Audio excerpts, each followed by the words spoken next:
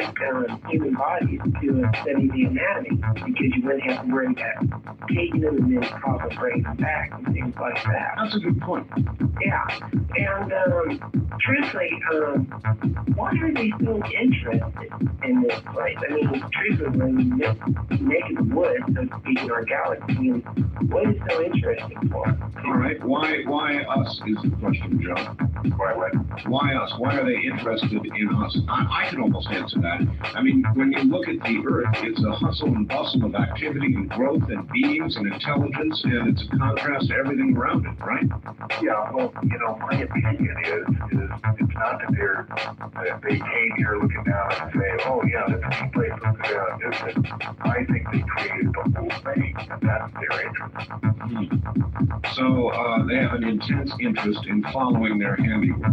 Yeah, their handiwork being the breeding of the human race over 200,000 years, in which they made 55 separate corrections to make us what we are today, which they refer to as containers. I doubt if the experiment is over. I think that, it's continuing on. Each of these separate corrections, they have to, when they reach the new model, they have to recall the old model.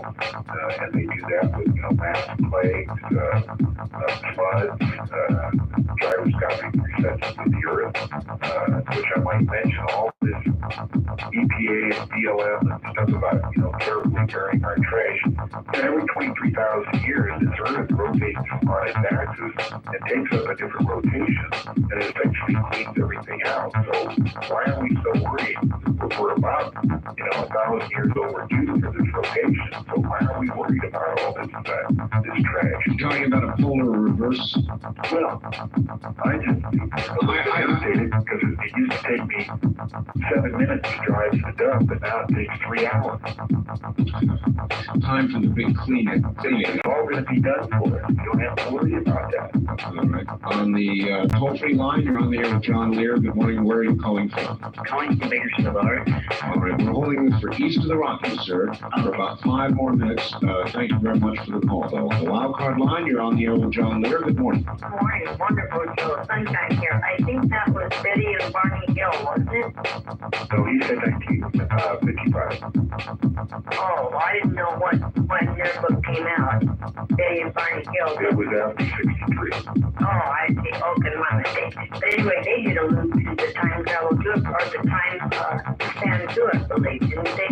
I mean, they were in there for some time, and yet when they came out, it was lost to them. Yeah, they have that same experience. Yeah, wonderful show. Thanks for having us. All right. Thanks for making the call, and good morning. On the toll-free line, you're on the air with John Lear. Hello. That was it, I guess, John. On the first-time caller line, you're on the air with John Lear. Hello. Yes, I'm calling from Albuquerque. Yes, sir. Actually, in the east of the mountains, about 500 feet from the Toronto test range, San Diego Basin. I had a sighting here about 2 years ago in May. Since then, I've talked to 3 of my neighbors who had similar sightings: a retired school teacher and a real estate agent. You're not having some of that famous New Mexico Taos hum right now, are you? No, I do hear strange noises once in a while, and they sound like a diesel truck in the distance or machinery clanging around, but some of it I think I'm hearing construction going on the base. Now, was your sightings within the Montana Weapons Storage area? Well, I was on the highway driving home, and this was a large orange glowing sphere that went over my car, and it was heading due south into that area. Yeah, well, there's been a lot of reports. In fact, when I first got into this, Paul Benowitz had just lived in the Fort Hill section there, and he set up the 1980 videotape, which ran 24 hours a day. He changed it every 8 hours, and he got some spectacular photos of dome-shaped objects taking off from the Montana Weapons Storage area. Well, I sometimes wonder if, if they're saying that there's less action going on in Nevada, maybe some of it's moved here. But good, you're there. I've also got two acquaintances. They don't know each other, but they have told me that they were involved. One worked for the contractor, and the other worked for somebody in the architectural design firm that built all these underground bunkers back in the early 80s out there. And they said that these bunkers were as big as football fields, solid concrete, they were huge, and of course nobody knew what they were being built for. And there were no runways.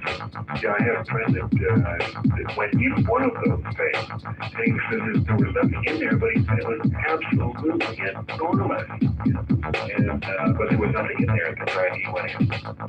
All right, caller, thanks. Well, can I ask one more question? Yeah, very quickly. Yeah. Do you think that anything will come of this Roswell investigation? All right, and yes, Representative Schiff, of course, is off and running on the investigation, as you know, John. Yeah. Do you think anything will come of it? No, zero. Zero? Why do you think that? Well, because it's a cover out there. You're not going to let some congressman go in there and find out what's going on. Yeah, I suppose at the levels all this moves, a congressperson is not much. All right, John, I'd like you to hold on. We've got a break here at the bottom of the hour, so relax for a few minutes. We'll be back to you. Okay. My guest is John Lear, pilot, airline captain, and believer in IFOs, identified flying objects. That's the nature of the discussion this morning. It may disturb you. If it does, turn it off. If you want a copy of the entire program, you can call beginning right now, area code 503-664-7966.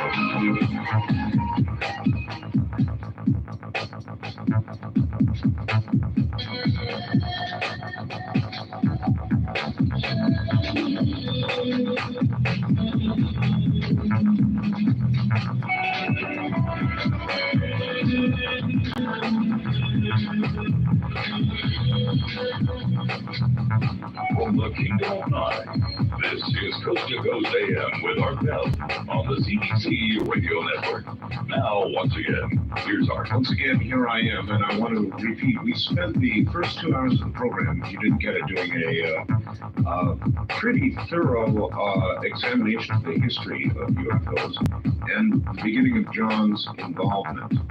And if you want a copy of this program, the way to get it, get your pencil, please, is to call area code 503-664-7966.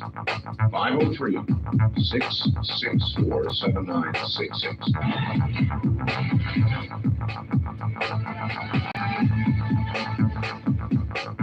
Now, once again, back to John Lear. John, are you there? I'm here. Lots of people want to talk to you, so back to the phones. On the toll-free line, you're on the air with John Lear. Good morning. Where are you, please? I'm in Las Vegas. Las Vegas. All right. Thank you. KWN, go right ahead. Hello? Turn your radio off, ma'am. It's on. All right, go ahead. Mr. Lear, Yes. a few callers back, a lady called asking you about the Bible, and you told her something that Jesus said about reincarnation. What did he say about that? He believed it, and he tried to tell us that it was true, but it was taken out of the Bible by the Council of Churches. He did believe in it. Yes, absolutely. Absolutely. Really. Really? However, it was taken out. Yeah, sure was. If I told that to somebody, how could I prove it? You could get the Bill Bradley's book, The Gods of Eden. I think he discusses it in there. What's the name of the book? The Gods of Eden. The Gods of Eden. Right. He goes into it in great length. And what is that author's name again? Bradley, Bradley. Can I get that in a bookstore, I wonder? I think you can order it in a bookstore. Well, thank you very much. All right, thank you very much for the call, ma'am. Have a good morning. On the wild card line, you're on the air with John Lear. Hi. Radio Free America. Yes. Yes, Mr. Lear. I believe in the Bible. And I'd like to talk to you about the Nephilim and how that can correlate into these things that Art has been describing, and also the fact that Linda Howe reported on these cattle mutilations. The maggots on flies would touch the carcasses for days. Now that's something that seems a bit unnatural to me, and I'd like to ask you, throughout the Bible, there is a conflict of good and evil, and these things that you guys are describing do not sound very good to me. No, not warm and fuzzy. John? That's correct. They would not be my idea of warm and fuzzy. John, why do you think so many people, so many ecologists and people in the various associated fields want to present them always as warm and fuzzy? Why? I think that because we couldn't imagine a advanced society not being warm and fuzzy. We figure, well, shoot, after all that civilization, thousands of years ahead of us, they certainly must have worked out their problems. They just want to come down and help us and cure cancer and AIDS and help us get to, cure our food problem and all the rest of it. It's certainly reinforced by Steven Spielberg and his Close Encounters. Yeah, it is true. John, a few quick ones for you by fax from Alaska. A quick question for John, a paraphrase. The sheep know the voice of their master. Will we know? I don't know enough about that. That's a quote, but I just can't put it together tonight. Well, I can wonder though, or I guess, try and help them out here. The sheep, us, know the voice of their master. Will we know when that voice comes that it is that they are our master? I guess is the question. Yeah. No comment. No comment. All right, if it's not too late in the show, could you ask John about my guess concerning cattle mutilations? Remember, I guess the mutilations were to garner the components of a medium used to proliferate recombinant DNA research. Well, I think, that's speculation, what it's all about. Dear John, since 1988, that year to the present, round balls of light have been hovering above my house day and night. This is not a hoax. I've been videotaping these round balls of light during the night hours hovering above my house within only a half block at the very most. Since 1989, I've been videotaping them, and I've got these videotapes. What would you suggest somebody with evidence of this sort does? There's not much you can do. Who's going to listen to you? I know a few people that have that phenomenon over there, and I don't know what they are, But they are. But they are. Is John implying that the God of our Bible was created by aliens? No, you're not going to get into that.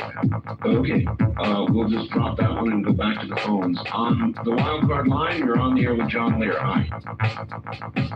Hello? Hello? Yes, sir. Yeah, this is Art in Spokane. Hello, Art. And I wanted to ask John what he thought of the possibility that the deaths at Dulce were somehow related to the introduction or the further introduction of the AIDS virus into population, and also what his feelings are about the government being somehow involved in the development of the AIDS virus. All right, thank you. John, AIDS, what do you think about AIDS? Well, as I said before, there's no question in my mind that the government developed it. The specific doctor, the Navy doctor that actually did the research, I believe his name was R.M. Donner.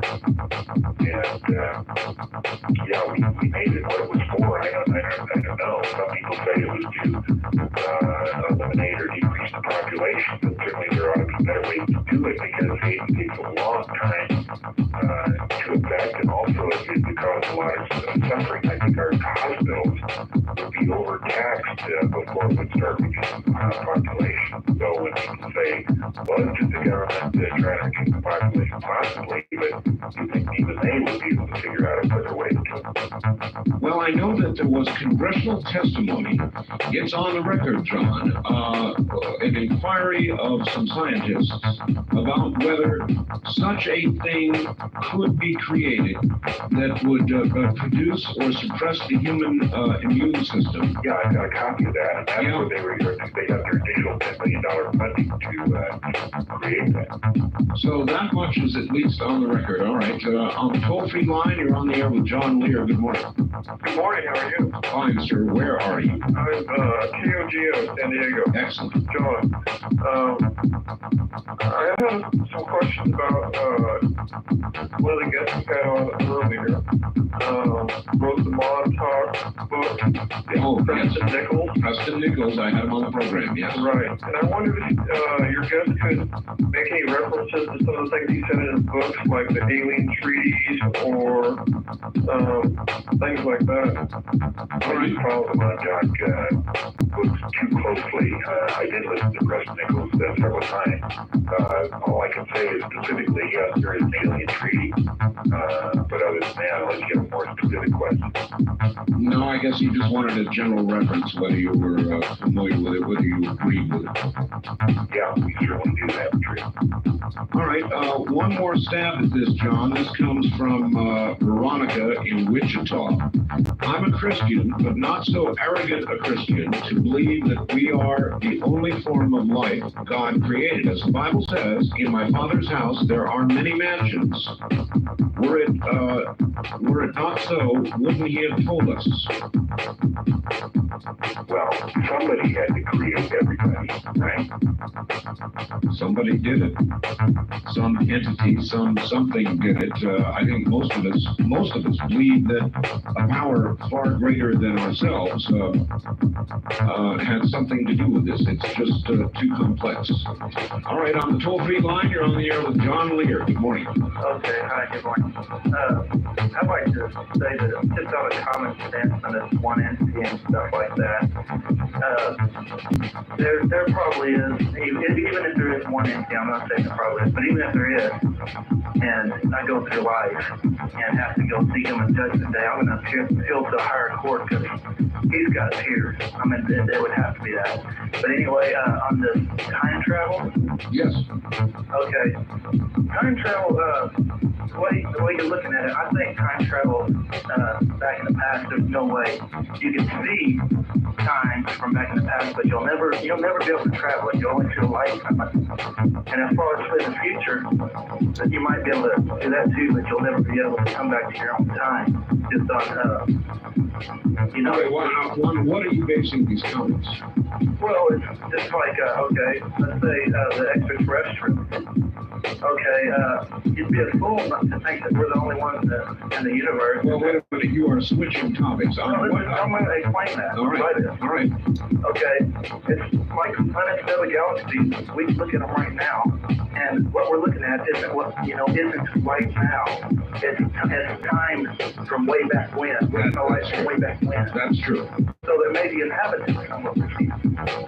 And we just, the only way we're ever going to know is to be able to travel fast at the speed of light. That's the only way we'll ever know. Which certainly can't be done that very easily if you have the technology, but I'll have to disagree with you on time travel. You can certainly go forward in time and you can come back. Well, I'm sure you can go forward, but I doubt very seriously you'll be able to come back.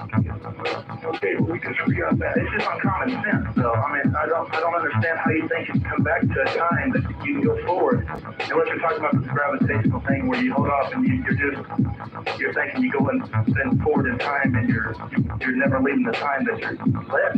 Your time stands still while you're gone. Where are you going from? Everett. Everett, all right. John, when I get my time machine, I'll come and pick you up. Do you think, John, in your life that you will do that? No. You do not? Why is that such a quick no? I mean, if you had a chance, an opportunity, with Bob Lazar and others and lots of funding, Would you endeavor to do it?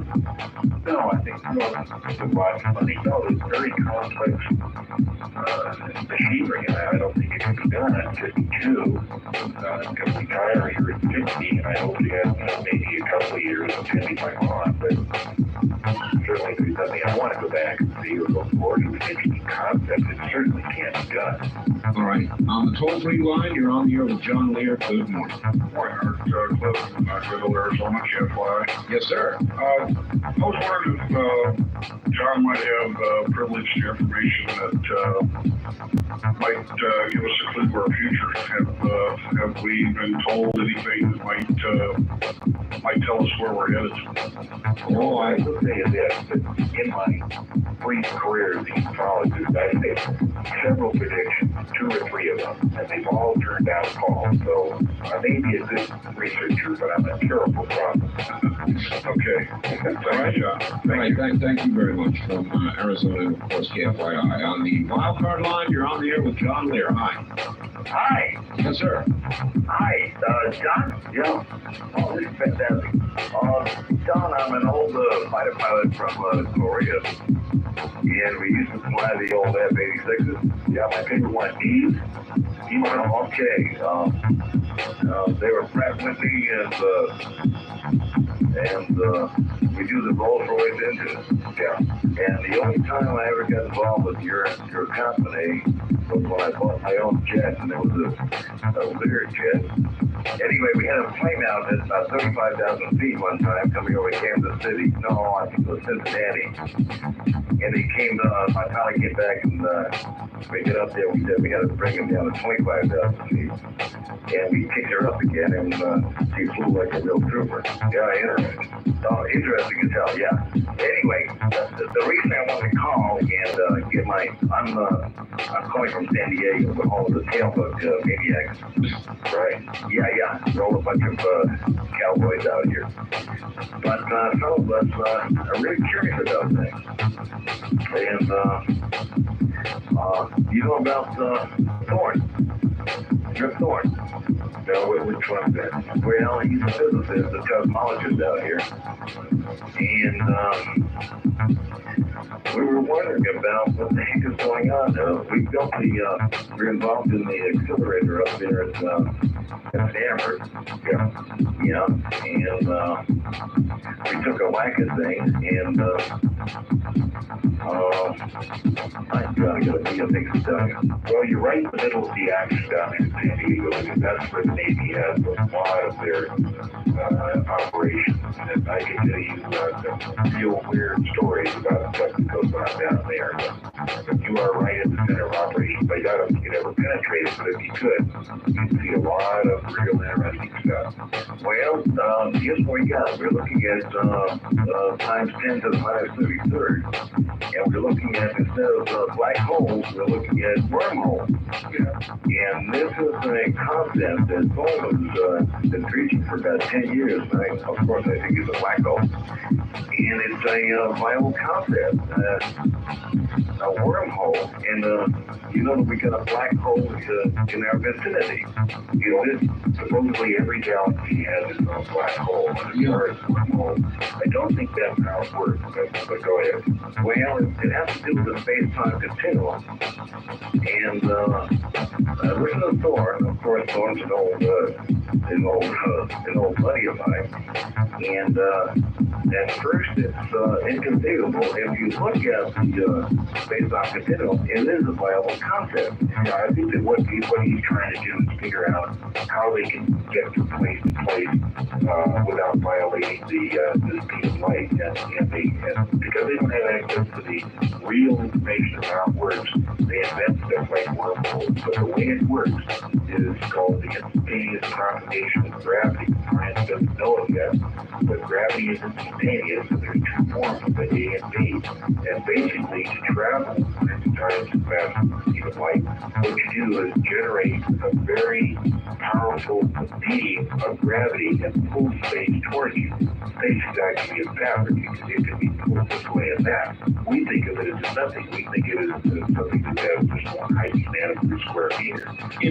John, in a sense, then, you're not really traveling through the space to get from A to B. No. You are jumping across an area. Correct. You are pulling space towards you in covalence that are uniting with space that's maybe hundreds of light years away. So that's why they invent wormholes, because they know that it can be done. They're just trying to figure out a way that it can be done. I think I know the concept of a black hole. What's the difference between a black hole and a wormhole? Well, a black hole is just a very intense, a collapsed star, which is not letting the light. It is so dense that it doesn't let the light go through it. Wormhole is a completely different thing. Wormhole is what they're speculating is how to get from point A to point B very fast without violating the principle of speed of light. Do you believe it can be violated? And I don't mean by the method you just described, but I mean in actual speed travel. No, I don't think you can go fast as the speed of light in your direction. You have to do it. All right. On the toll-free line, you're on the air with John Lear. Good morning. Oh, good morning, Art. Good morning, John. You know, listening to you today, I'm Susan from Moscow Mills, and Moscow Mills, where? I don't Missouri. Missouri. All right. KSD, yes. Yes. You know, in the fear that some people have of what John is talking about, they must understand that whatever experience that we have as humans or humanoids or whatever, it's a very good experience. And obviously, whoever and whatever has created us, whatever use that we have for them, we have use for ourselves too. And if there's there's so much love and joy in life, opposed to the diversity, which there's plenty of that too. But the mind that was given to us and the spirituality that we have needs to be used. And I think that's what he's talking about when he says, go on and live your life even though you have more information. That's right. You get to do what you want. You get to make your life have fun and whatever you want. Right. Can you tell me if there's in the other dimensions of what you're talking about in the 70 or so groups, do they show any sign of their own spirituality? I'm not talking about religion here at all, but of a separate spirituality or a more intense spirituality or just different or? No, I don't have an answer to that. Okay, well, thanks a lot. Thank you, Art. Thank you very much for the call, and it'll have to be fast, but we'll do one more here. On the wild card line, you're on the air. Hello. I was wondering, there were several management teams such as Charles Ford and H.P. Lovecraft. I'm sorry, what's the name? Charles Ford. Yeah. Charles Ford and Lovecraft. Yeah. No. Oh, Charles Ford? Charles Ford, yeah. You got a lot? Yeah, that's the name. It just seems that when you talk about, I look at it like you do, a little bit, if he's referring to as containers. Vessels, even. I've heard that word. Where are you calling from?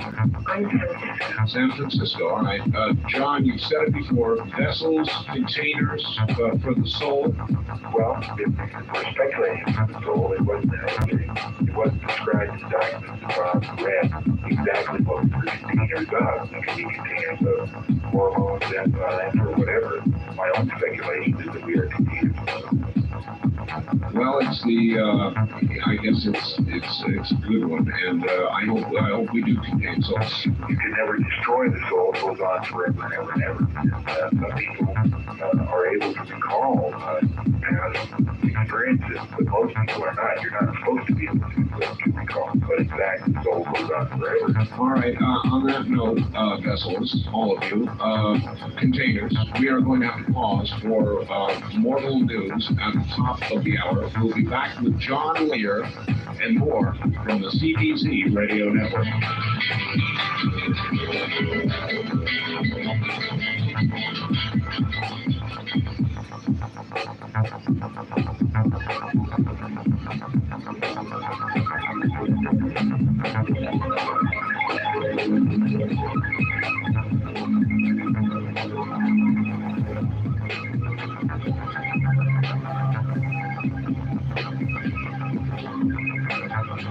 From the Kingdom of Nine, you're hearing Coast to Coast AM with Art Bell. Much more than just a talk show.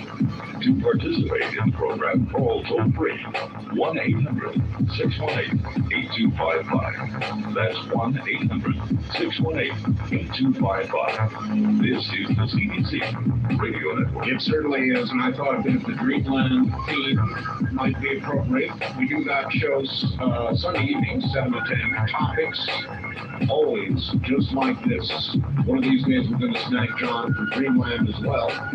John Lear is my guest, pilot, IFO investigator in sort of semi-retirement. Back to him in a moment.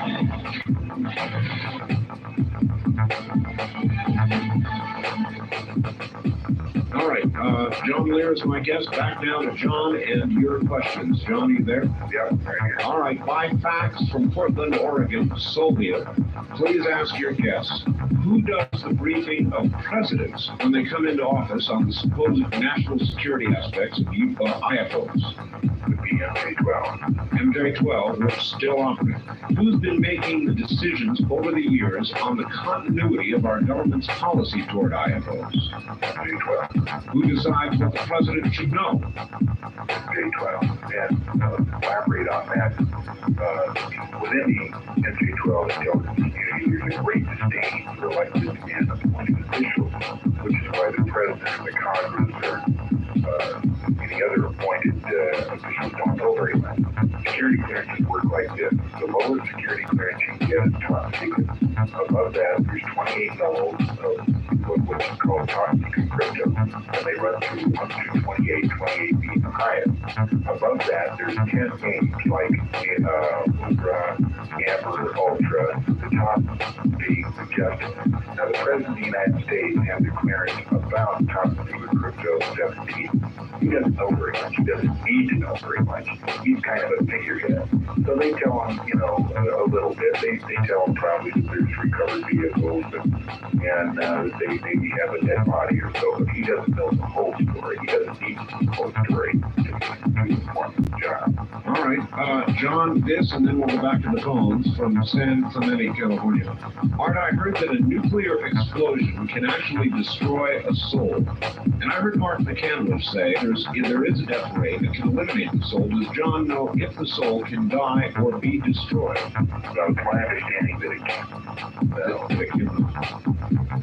All right. I suppose a nuke would shake it up at least. On the toll-free line, you're on the air with John Lear. Good morning. Hello there. Hello? Yes, sir. You're on the air. Medford, yes. What's your question? I don't know that it has to do with the subject. I think it's the fact that these beings seem to be quite interested in human soul. I think Reggie Scriver said that he doesn't believe that any human being on Earth really knows what these beings are or what they really represent. Also, for your information, when a moth goes to the light, you can grab it, and it makes it easier to grab it whatever you want. You like that? You like that analogy, John? That sounds good to me. The moths go toward the light, huh? They're grabbed or they fly themselves. On the first-time caller line, you're on the air with John Lear. Good morning. Good morning. This is Mike from SDLC. Yes, hi, Mike. I have a few problems with things you said, Mr. Lear. Scientific, but I want to address the physical issue first. You indicated that the Bible has been changed from Constantine, is that correct? Right. Are you aware that the patriarchs in the early part of the 2nd century, in their letters and apologetics, had already included almost all the verses of the New Testament in their letters?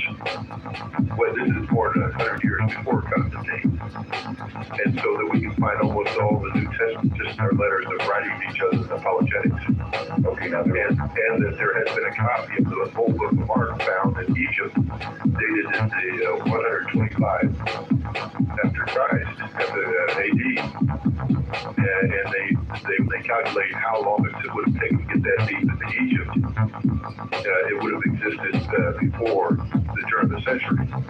Okay, now the dates I'm talking about are 325 AD during the first council of Nicaea. I know the date that I'm saying that almost the complete New Testament is already found in the writings of what we call the patriarchs. Apostle John in the first part of the 2nd century.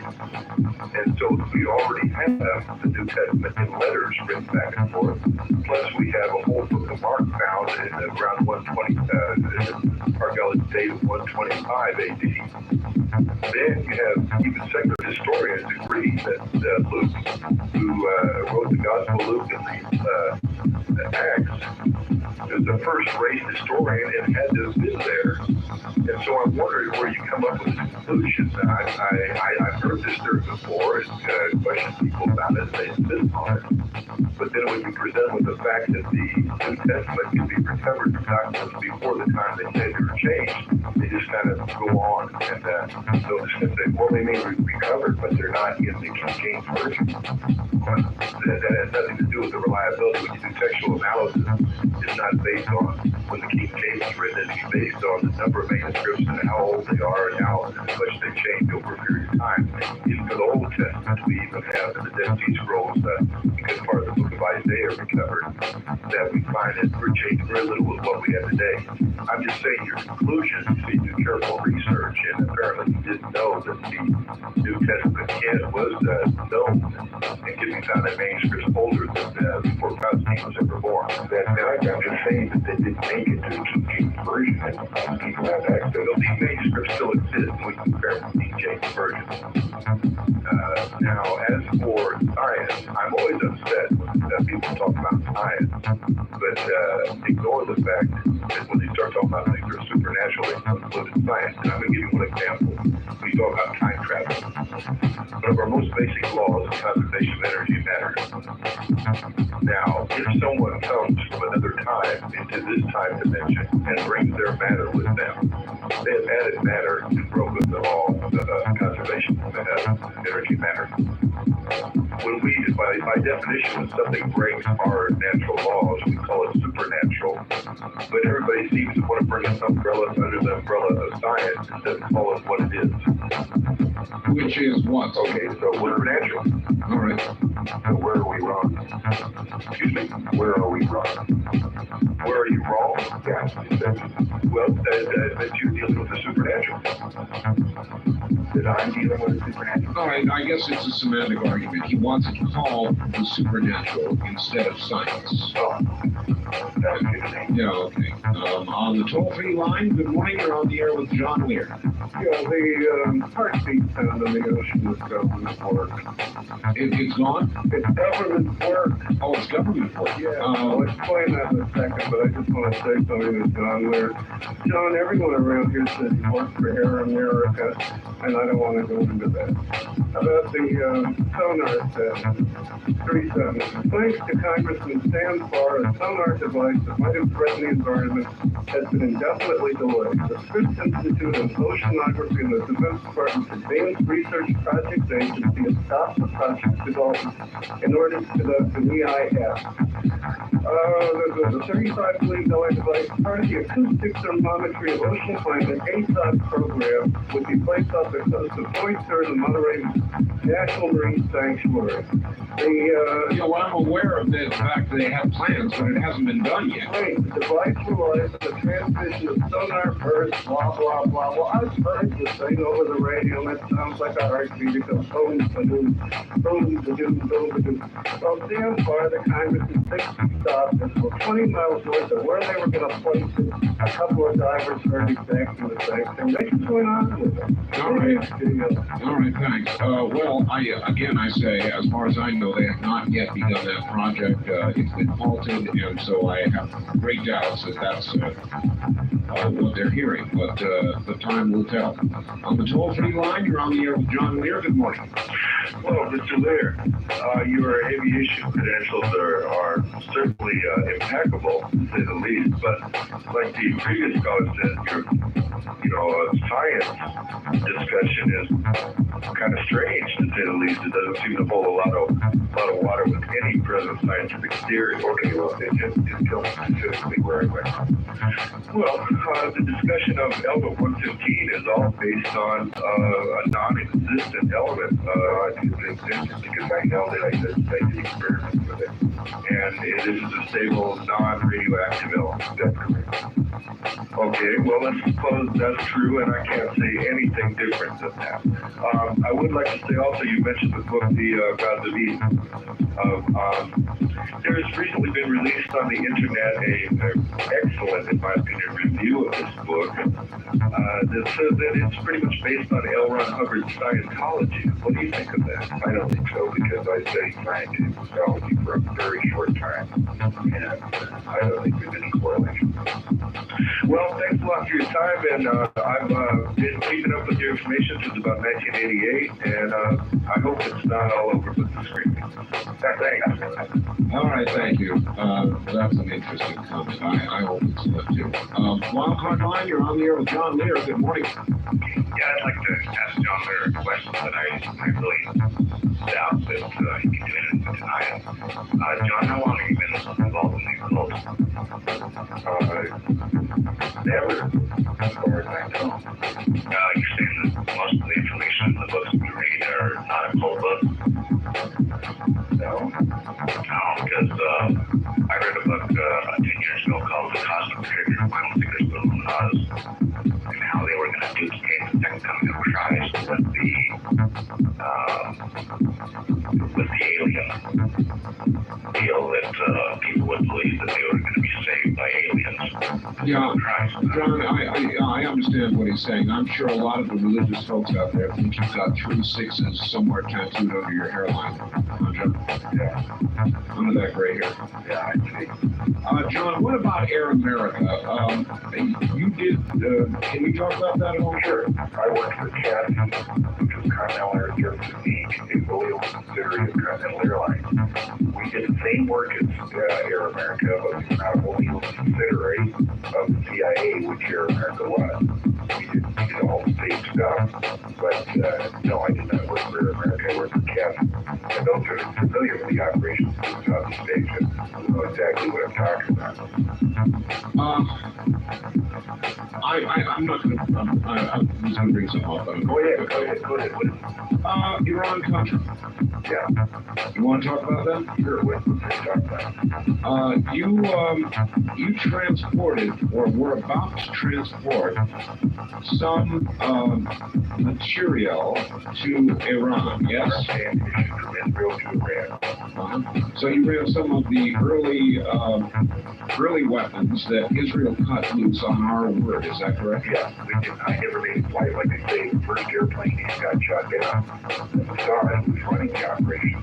Didn't want to send the 707 in, which I was flying. So they canceled the operation later. I think it was like 6 or 8 months later. They ran it with another airline without somewhere like NASA or someplace like that, and ran it from the Persian Gulf, like Dubai or one of those countries, directly into Iran. So we didn't have to go around another country like we did. Turkey, we had to go through Turkish airspace. And the deal was that we would drop every other load, or give Turkey every other load that went in, get permission to fly over there. Just thought I'd get that out. On the toll-free line, you're on the air with John there. Where are you coming from, please? Yeah, right? Yeah, I'd like to ask you a little more about that the security that the government has that doesn't allow the president to know very much. Yeah. What was that called again? Well, I was just described how security works. The lowest clearance is top secret. There's 38 levels above that. But the president of the United States only has like 17. And there's not enough time to clear it for any reason. What sort of, is this some sort of government agency that the security, you had mentioned some name. MJ-12? Yeah, it was created by President Truman, and it more or less got out of hand in 1982 when President Eisenhower came in. Being a military man, he gave more keys and more power to MJ-12, and it got out of control. They ran the whole operation. People think we have a democracy and a republic are badly mistaken. We don't. But we hear it enough that we have a free country. The bigger the lie, the more people believe it. But in fact, it's not true. FJ12 runs the whole thing.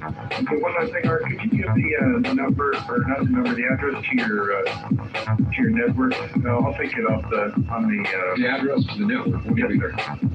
I'm sorry. What do you mean, sir? The address to the network. Do you mean to write to me? Yeah, to the network. Yes, sir. Well, the network is in a separate place than I am. You want in Oregon? Yeah. Oh, in Oregon. Yes, sir. I'd like to see about advertising your program. I see. Okay. Well, contact me by fax. All right. Thank you, sir. All right. Thank you. And that's area code 702-727-8499. That's my fax number, 8499. If you want to contact the network directly, it's area code 503-664-8829. 8829. And if you want a tape of this program, as long as I'm going up some numbers here, it's area code 503-664-7966. John, we're in the number mode. Why don't you give the address for the Lazar tape? Okay, the Lazar tape is Tridot Corporation. That's TRIDOT Corporation, and it's 1324 Southeastern. And it's Las Vegas, Nevada, 89104. Don't look for the numbers, it's not in the book. It's $29.95 plus $3 shipping and handling for the Lazar tape, where he describes his experiences with the back engineering on the massage.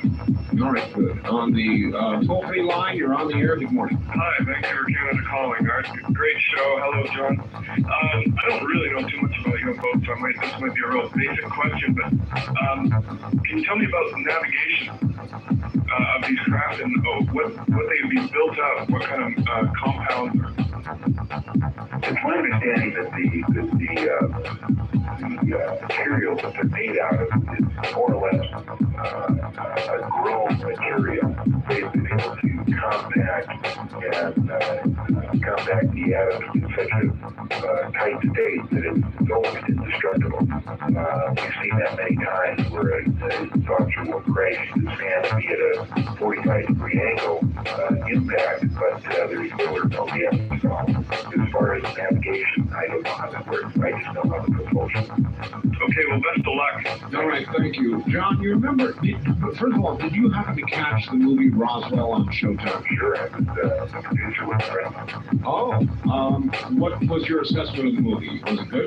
Yeah, it was pretty good. Each time they make a movie, they get a little closer to the truth. I didn't like the way that they portrayed the alien as some poor lady, reaching out.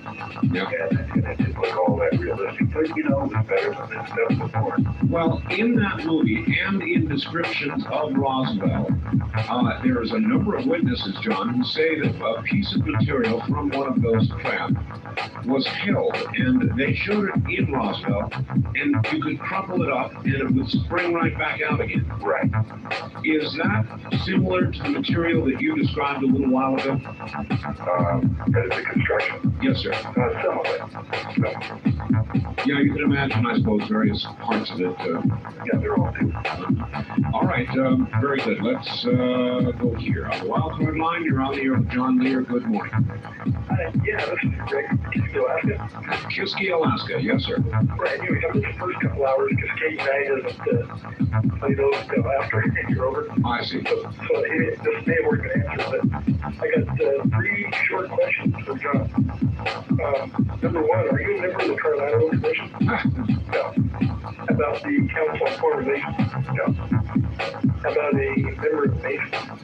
Of what? The Masons. I no, but what is it? Oh, the Atomic Lodge? Oh, right. No, but I can tell you that I have been accused of Okay. How about the CIA, John? Let's cover them all. KGB. NSA. No? I'm just a full airline pilot. All right. Okay, caller? Okay, Thank you. Kiski, Alaska. Well, that covers most of the alphabet agencies anyway. On the toll-free line, you're on the air with John Lear. Not a lot of time. Hi. Good morning, Art. Good morning, John. Good morning. A couple 2 months ago, my wife and I were looking at the telescope. We had a really good view in the outer layer of the moon. There was like a blue pencils, but they're also look to be sort of like a craft that was, I never talked, my wife and I don't want to talk to too many people about it, because we don't want to be accused of being nuts and all that kind of stuff. But is that really possible, or do you think maybe there was more like a reflection of maybe the sun or, of the picture we got? Because it was, more like a saucer. It was like a saucer shape, but it was really like an orange type with a little bit of light. Not a whole lot. Possible. A very good friend of mine one morning was. John, we'll have to hold the rest of this, I guess. So stay right where you are. We'll be right back to you. You're listening to the CBC Radio Network.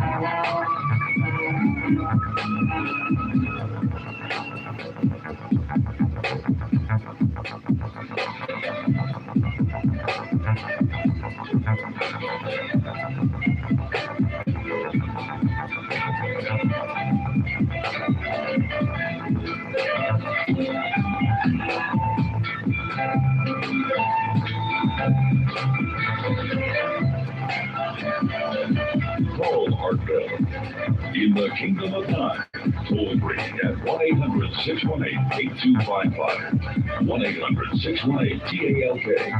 First time callers 702-727-1222. 702-727-1222. Or use the wildcard line at 702-727-1295. This is Coast to Coast AM on the CBC Radio Network. He's the granddaddy of ufology. I wonder if he minds up. John, do you mind that description, granddaddy of ufology? No, I just became a grandfather to a beautiful little girl, Alexandra Lear Simeonati Tasso, my oldest daughter. That was May 4th. She's about just 1 month old. Congratulations, John. Stay put. We'll be right back to you, the granddaddy of ufology, and he doesn't mind. That's John Lear. He'll be back in just a moment.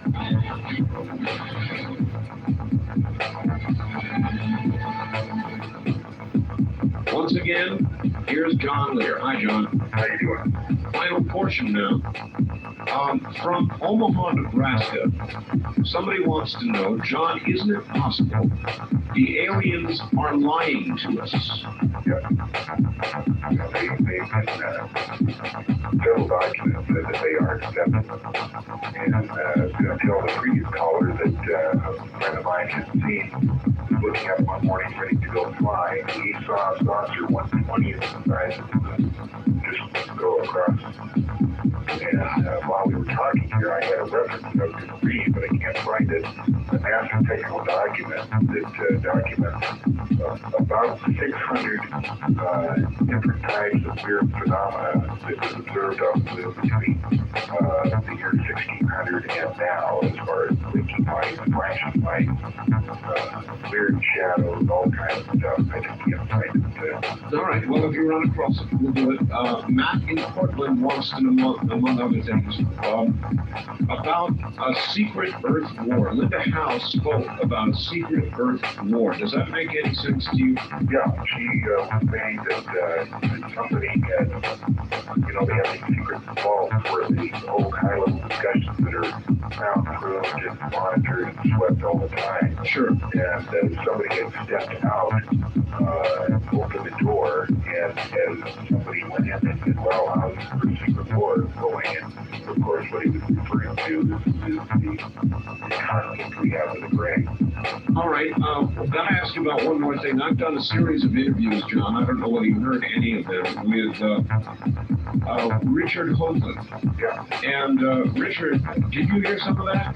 No, I didn't, but I just got his tape, his 2 tapes of the structure on the moon. Right. It stands something like 57 miles high. That's right. Very interesting. I ordered the photographs myself from NASA, and I'm looking forward to them arriving within the next few days. All right, very good. Yeah, I have a lot of the pictures. I also have the videotapes. The presentation was was very captivating, and you would think that it would be breaking in the news, but not so far, John. No, really, they're just not interested in as far as his work on Mars. I told them that Bob Lazar has seen in his briefing the Cydonia region, photos that weren't accessible to the public, and there was definite doors and windows and construction on those pyramids in the Cydonia region.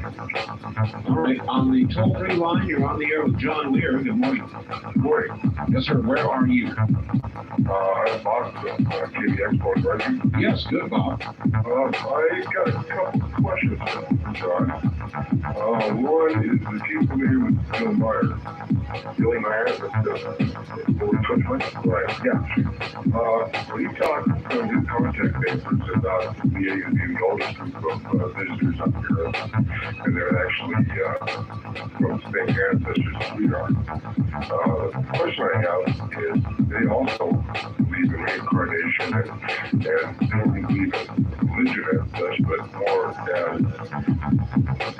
creation. The good in man and whatnot. The question I have is, they don't like us dealing with the grid. They seem to think that they are a negative life force. Yeah, I hear that. And why? Apparently, they came and offered their help to the American leadership at one time or another, and it wasn't accepted. Well, I'm just kind of wondering that just because they weren't offering technology, they were trying help. Weapons, wanting weapons, is a great opportunity to give them some weapons. They did not. All right. John, I want you to give some advice to the young ufologists out there. A lot of people are absolutely lit afire by all of this, and they're going to travel down the same road that you traveled down. And you've now reached a point where you said you're fatalistic about it, and the best thing we can all do is go out and live our lives and enjoy our lives. What would you say to the young ufologists out there, Joe? Of course, they're not going to pay any more attention to that than I did when people told me that, when I started. Well, I know, but we should try. We really should try. I mean, if you were to sit down with somebody who's just starting into all this, what would you say to them? Good luck. Good luck? You wouldn't try to stop them? No, because I know that the lure of information, finding out things, is just too powerful. It's just stop. Well, that's good and realistic anyway, John. Thanks. On the toll-free line, you're on the air with John Lear. Hi. How you doing? We're doing okay. Okay, this is Dave from Grand City. Yeah. Okay. Well, I got a question for you. My question is that out of all the things I've heard you say tonight, how could anything be possible? I mean, I'm a big Star Trek fan, and everything that he's talked about, him coming there, how does that all happen? And could it be possible that someday we could travel like that? All right. Why not? John, do you think that is in mankind's future? In other words, is there going to be a federation? Is there going to be an Earth that goes outward? Is that where we're headed, or do you think not? No, I don't think so. First of all, I think the thing out of the Petri dish pretty soon. Well, not pretty soon, but whenever it comes, what Star Trek was based on, I guess I was going to say based on the first, but that's not what it was based on. Gene Roddenberry was supposedly one of 3 Hollywood producers that was given special information to use in the series. Now, things that I've read where he denied that, but who knows? All right, but you think on balance we're going to be pretty much earthbound. We're not, and then there's the Petri dish. Right. Enjoy your lives, folks. Right. On the toll-free line, you're on the air with John Lear. Good morning. Hi, John. It's going okay. Great. I was wondering, I live in Phoenix, Arizona. Do you years back, a bunch of my friends and I, we were out in the front yard and we saw a great green light beam going across the sky, and it was solid. And it had a beginning and it had an end to it, like water coming out of a hose and you first turn it on and shut it off. Like a big plasma beam going through the sky, and it was a good like 30 to 40 feet diameter. Oh, that lasted a good 3-4 miles going through the sky. It was like a big arc, and I was wondering if you had any knowledge of what that might mean. No, that's the first description I've heard of this unusual phenomenon. I've heard a lot of different stuff, but that's the first one I've heard of. Boy, me too. That's an interesting one, though. All right, on the wild card line, you're on the air with John Lear. Good morning. Good morning, Arthur. Matt Portland. Yes, ma'am. Made it through. John, I wanted to ask you a question very quickly. You spoke of William Bramley's book, Godspeed, where he described the humans have been manipulated throughout history by extraterrestrials. And what I wanted to know is if you had any information indicating that possibly the New World Order push is being orchestrated by these beings. The order of what? The New World Order? New World. Yeah, no, I don't have any information. Okay. Mark, who's your guest on Dreamland this week? Let me see. My guest coming this week is going to be Dr. Bruce Goldberg, author of The Search for Grace. Sounds interesting. Oh, it's going to be. All right? Thank you. Thank you, sir. Bye-bye. Let's see. Very quickly, we'll go to the toll-free line. You're on the air with John Lear. Good morning. Yes, this is Philip calling from Champion, Illinois. No, you don't, Philip. First-time caller line, you're on the air with John Lear. Hello. Yeah, good morning. I'm calling from the Kingdom of Valley Center, which is in Southern California at the base of Mount Palomar. Welcome. The famous 200-inch Hale telescope. You know, Dr. Hale, it's interesting, he never saw his telescope become a reality, but he was led by an invisible dwarf who apparently inspired him, told him where to build it, and that sort of thing. I have two questions. First of all, what does your guest think of George Adamski, who was also a local fellow here? He's apparently the father of the UFO culture. And also, does he have any information on a hypersonic vehicle called Aurora, which is apparently a top-secret thing coming out of a base in northern Scotland? We have a lot of sonic booms here on Wednesdays and Thursdays, and we've been hearing that this is coming from this Aurora vehicle, which does something strange over the San Diego area. All right, hold it there. Let's get a response. John? George Adamski reported everything exactly as it happened. He was reported to be a hoaxer, but no, all that stuff happened to him. The photos were analyzed by a friend of mine who had very good analyzing equipment, and it was true. There was one picture of him looking outside of a saucer, and that was true. Hale had a very interesting background. There was an alien that talked to that guy and led him in some of his research endeavors. And he has a very, very interesting history. The Aurora is a Mark 15 airplane operating out of somewhere in the United States, but also goes into Macranish, which is in northern Scotland. Yeah, that is one of our top secret, one of our 6 top secret airplanes. How high did that fly? 285,000. Wow. All right, thank you. And at Mach 15? Yeah. People say Mach 7 or 8, but it's not as much. Mach 15, wow. Toll-free line, you're on the air with John Lear. Hello. Hey, this is Dana and Eugene. Hi, Dan, KBNW country. Yeah, when I lived in Redmond, Washington, I was over at a friend's house, and there was a Army intelligence guy who his dad worked with for a lot of years. And this guy sent him like just thousands of pages of documents. He was supposedly on the run from the government because they were trying to hunt him down. And he sent like 6 of these papers out. And one of the things he said was that Roswell, and he was giving them case file numbers, everything, anything you could possibly want. I just barely saw the documents, but we just sat around and talked about it one night. He said at Roswell, they recovered the body. One of them was alive. His name was something like Emu or something like that. They had like 2 separate brains, one on the left side, one on the right side. They ate human flesh. Oh, I didn't know that. But that's right. And just, he went into the whole cover, but I mean, he detailed everything from, different fighter pilots, their names, their vehicle identification number, everything, just hundreds of documents on that. That'd be great to get those documents with it. Oh, I wish I knew the guy. I mean, that was the only time I ever talked to the guy. I moved like a week after that. All right, thank you. John, a brain on the left and a brain on the right? Yeah. All bifurcated. They were completely independent, separated by original. And why that was, I don't know, but I remember reading the autopsy. Wow, you have an autopsy? Well, the stuff that's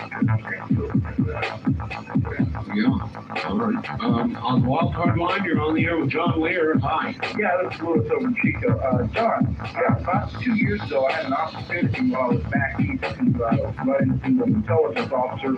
I won't give his branch of service because I certainly don't want to get him in trouble. But he worked out of one of our top command units back on the East Coast.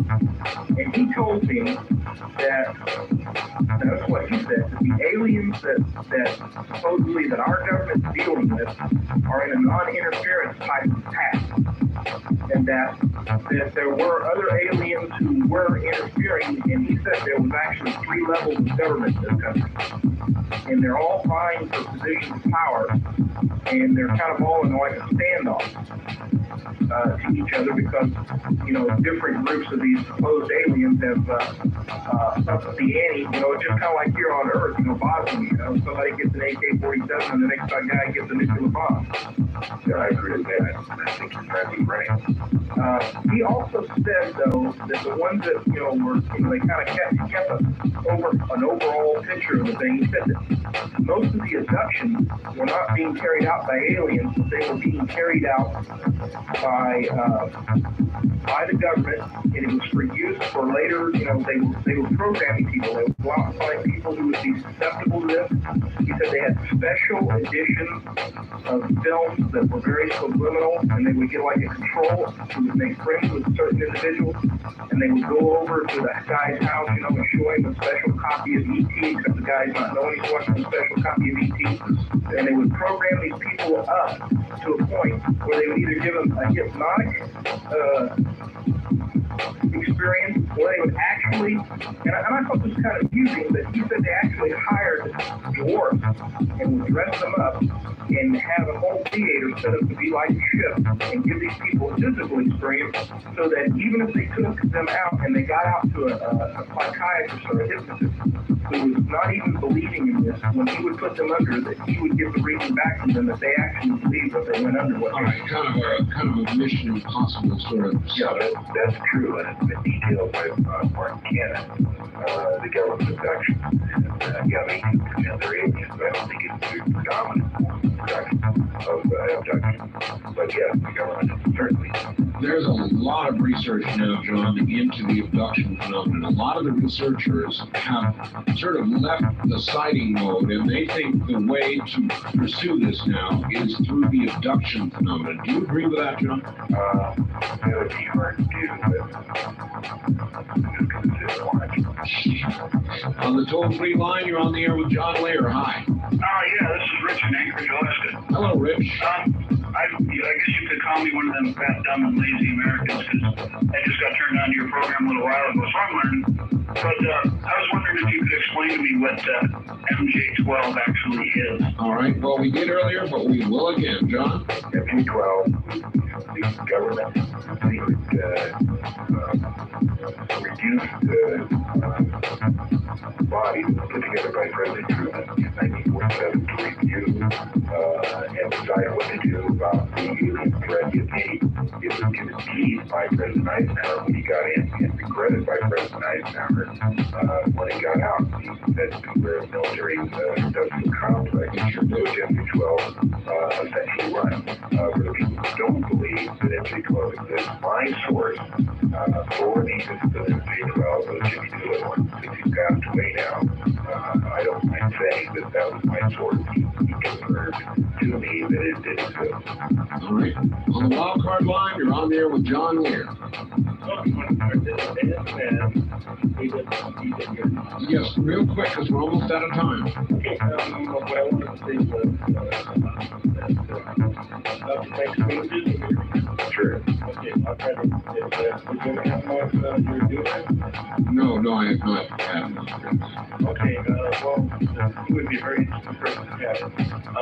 He says that 1/3 of people in Asia, heaven, are part of the UFO phenomenon. All right, on that note, we're going to have to close out. John, we're out of time. We've done it again. Made it all the way through. As long as you are around and I'm around, John, I'm sure there'll be another show in our future. Okay, Brian, anytime. And it's a pleasure. It's always a pleasure, my friend. Okay, thanks, Brian. John, thank you. Good night. Okay, good night. I'm sorry, everybody. We are utterly out of time. As you know, I'm ruled by the clock. It is the nature of things. And I would like to tell you one more time how to get a copy of this program, because I know a lot of you tuned in late. A lot of you would like to archive a program of this sort with somebody like John Lear, and I can surely understand that. So here's how to do it. You can call right now. We have a vastly improved tape delivery system for you all. They'll get it to you within a few days, they tell me. MasterCard and Visa work just fine. The number to call, you can do it throughout the weekend. You can call it right now if you're able to get through. Otherwise, throughout the weekend, area code 503-664-7966. Once again, area code 503-664-7966. You'll tell them you want the program with John Lear. It has been a pleasure. This whole week of talk radio has been a pleasure. Dreamland comes up on Sunday. I'll be back here with the syndicated program Monday night, Tuesday morning. So for the live portion, you'll get more in some areas, some stations, but that's it for the live portion and this week of Coast to Coast AM. On behalf of everybody at the network, thank you. Good night.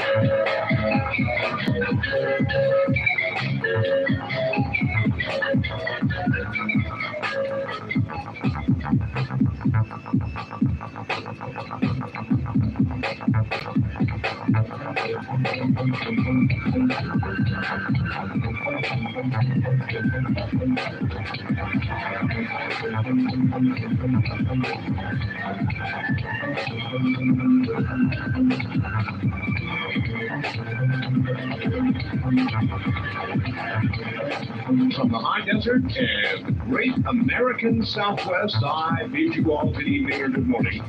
And welcome to another edition, a Friday night, Saturday morning edition of Coast to Coast AM. Live talk radio throughout the night time.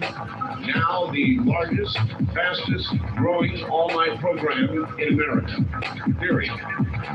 It's good to be with you. I promised you John Lear this morning.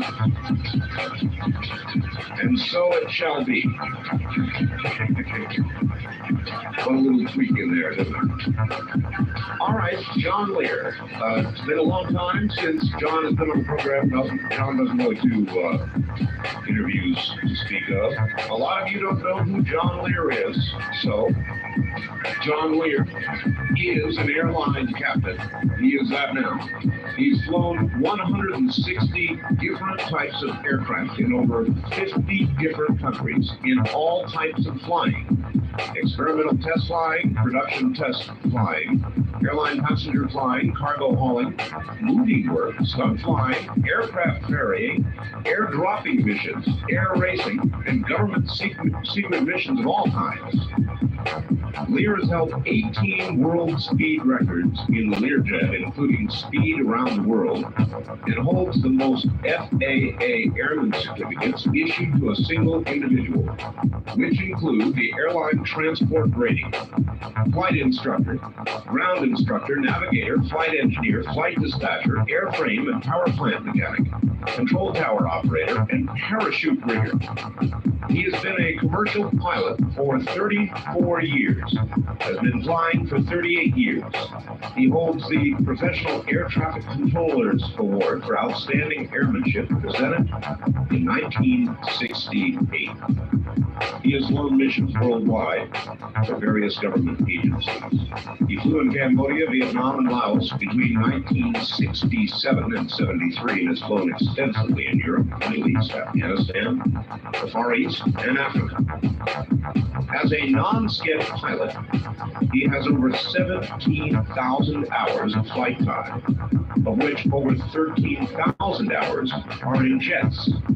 Lear's father was William P. Lear Sr., who not only helped develop the first car radio, the 8-track stereo, and the automatic pilot for fighter aircraft, but who also developed, of course, the Learjet, one of the first and most successful of all business jet aircraft.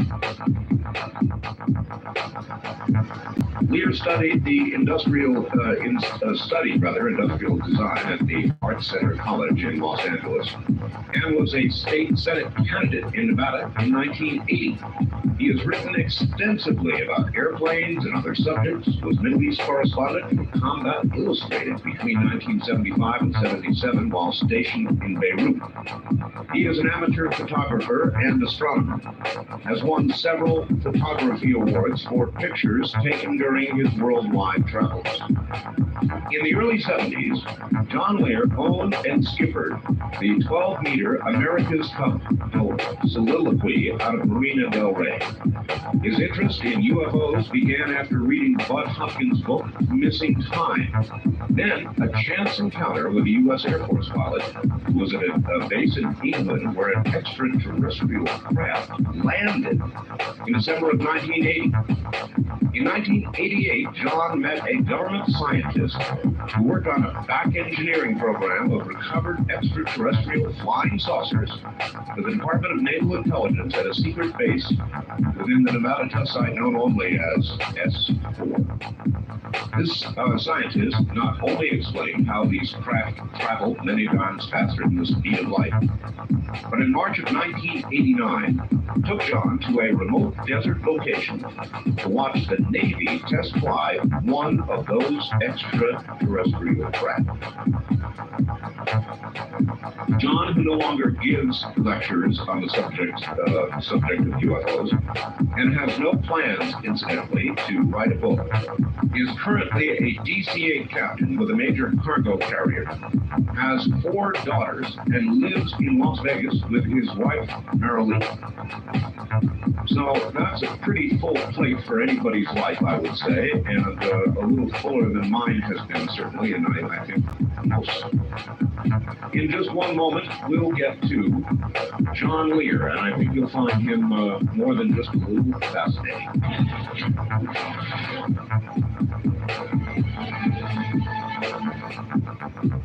Now, ladies and gentlemen, here comes John Lear. John, well, wait a minute, let me put you on hold there and bring you up here. John, it's been a long time since we've had you on the program. Welcome back. Well, thank you. Yeah, it sure has been. It's been quite over a year. At least that long, John. And the network in that time has grown magnificently. I think we've gone from about 28 stations to about 120. Yeah, we've come a long way, baby. Well, anyway, John, you've done a lot in your life, haven't you? Yeah, a little bit here and there. It's been awfully busy. I mean, this is quite a resume you've got, and that's a lot to do in life. And then all of a sudden, at some point, you decided to mix into all of this which is enough for about 2 people normally, and you got involved in UFOs. Yes, involuntarily, I might add. Involuntarily. Well, look, we'll get to that. You've done something kind of interesting. You've given me this timeline, and I do appreciate it. I would like to go back over the history a little bit with you, John, and pick your brain about what you know about the incidents that you have listed for me. Did modern ufology really begin about 1947?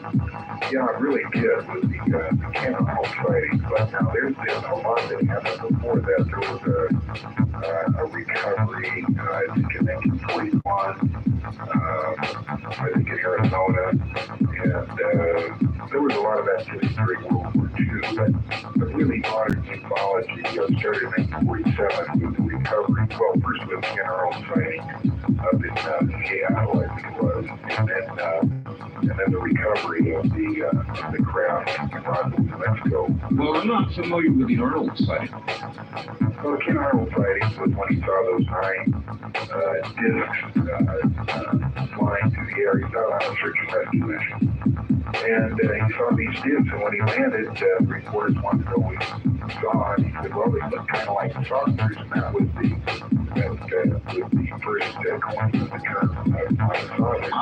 And this happened like in late June 1947, and coincidentally, like a week later was this recovery of the craft in Roswell.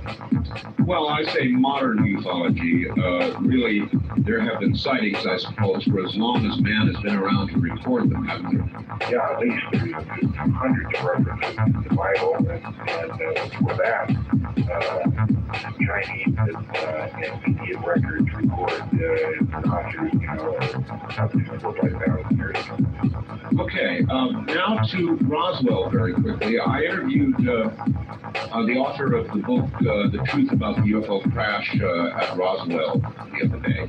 And he did a pretty good job of documenting what I guess is, would you say it is the best documentation of something that has happened? Yeah, it probably is, other than, of course, well, no, it's tragedy.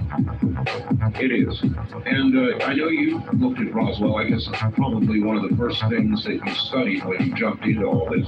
What kind of conclusions did you draw by that? Well, at that time, 1995, when I first got into this, I think it was then there was over 200 witnesses that were still alive that they trached or loaded or seen the craft and the body. So we're supposed to be still alive now, but it was overwhelming evidence that they occurred. What actually supposedly happened? What is the best guess? Was there a collision? Did it blow up? Does anybody speculate about what happened to this craft? There's theories, and I don't think it's so much so important as what happened, the fact that it did happen. Now, some people say there was 2 crafts, and one landed and one crashed on Franklin Flats, about 100 miles east of Roswell, and there was a craft, a portion of the craft that landed on the Brown Ranch there near Corona. But whatever did happen, they certainly collected a large amount of debris, and there was a lot of people involved in it. But what was so interesting is the preparedness of the military to deal with it. There was no confusion. They knew exactly what to do. They knew exactly what they had, and that it must be kept secret. And they were very well prepared. So that would indicate to you, I guess, that they had some knowledge of what was going on or some interaction prior to that. They had just advanced knowledge that there was a possibility that this could happen, and they were very well prepared. All right. Also in that same timeline, 1947, the establishment, the original establishment of MJ-12, and the MJ-12 documents, which I've seen, John, do you view those as legitimate? The information is legitimate, not necessarily the documents. President Truman certainly informed MJ-12 on September 24th, 1947. There's enough evidence in government documents that he did have a meeting with certain people and informed this body, which of course had been in charge of the What was the job of MJ-12? It had a charter, right? What was it supposed to do? The charter of MJ-12 was basically to research the craft, determine what it was made of, whether it was a threat to this country, and to determine what should be done to tell, if at all, the public about what's going on. So they kind of were the overseers of all this. Yeah, they were, and they are the overseers of the original 12 that were appointed by Truman, the last one that died, I think, in 1983, as the full Secretary of the Army, Gordon Gray. He was last of them.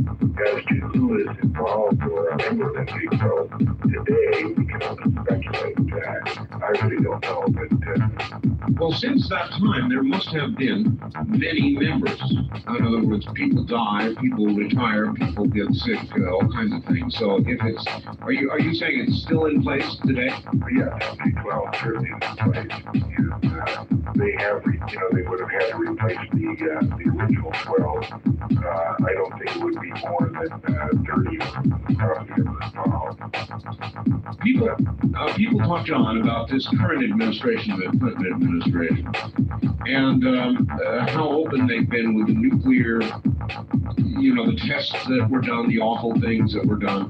And they have hopes that they will also be open about UFOs and maybe tell us what's going on. What do you think? Never. When I first got into what they call ufology, and I think it's a dumb name, but when I first got interested in this and realized the overwhelming impact of what was going on and the cover-up that had been in place for so many years, I got up on my soapbox and did lectures and said, hey, you gotta listen to me. There's something going on here that we should all be aware of. And then that was like 1985. And now in September 1994, I think the government was correct to cover it up. As short as 3 or 4 years ago, I still thought they were planning to gradually release the information so that the public would, not panic, but accept this. And now I don't think they ever had any intention of doing that, and I don't think they have today. And as odd as it may sound, I kind of go along with it. I believe that the public does not have a need to know. They certainly don't have a right to know. There's so many aspects to this thing that would really disrupt public life as we know it. But I don't think they had any intention of doing it. The only reason that they would be forced to do it is if there was a crash or a landing that absolutely could possibly not be denied. And they have facilities and teams in place to prevent things like that ever happening. There have been saucers that have crashed very, very near the cities, and it's been completely covered up. They have teams that can go out, and it's their business to be sure that the public can find out. This includes relocating personnel or even terminating personnel that have seen this unauthorized, either accidental or on purpose. They go to that extent. Well, I do know this. There have been crashes here near us, John, to the west of you, and you know what I'm near. Yeah. And there have been crashes out here, and it's true, the public would never know. They get these areas quickly cordoned off, and you don't get anywhere near it. And, it's wreckage, and it could be anything. And so who knows? If a saucer did come down, they could get control of it very quickly, just like that, couldn't they? Exactly. I heard one that landed just maybe a few miles outside of downtown Albuquerque. And these teams are located all over the United States. They're in underground facilities. They have helicopters. They have people who are technicians and heavy equipment operators who have passes and authority to go to any civilian or military base and drive right off with this heavy equipment. So their job is to go and keep us from being seen. And one of the first things they do is they have these portable walls that are put in place. And then they secure the area. It's like your freeway. What they can do is have a heavy truck purposely have a wreck right there just along the freeway 7 miles from the crash or the landing. They can also start fires. They do really interesting things. Anyway, they elected they erected these portable walls around this thing, and everybody's sitting around trying to figure out what to do. I think it was there for about 5 hours, and then all of a sudden it just left. Yeah, nobody got out, and there was no communication, and it just left. All right. We're very efficient in this country at doing this kind of thing, and I don't doubt that for a second. I've seen it myself. But, John, they come down all over the world, or at least you would think they come down all over the world. So what about other countries less prepared to make it all a big secret? We go in and with money. We say, we need to have this craft, and here's so many millions of dollars.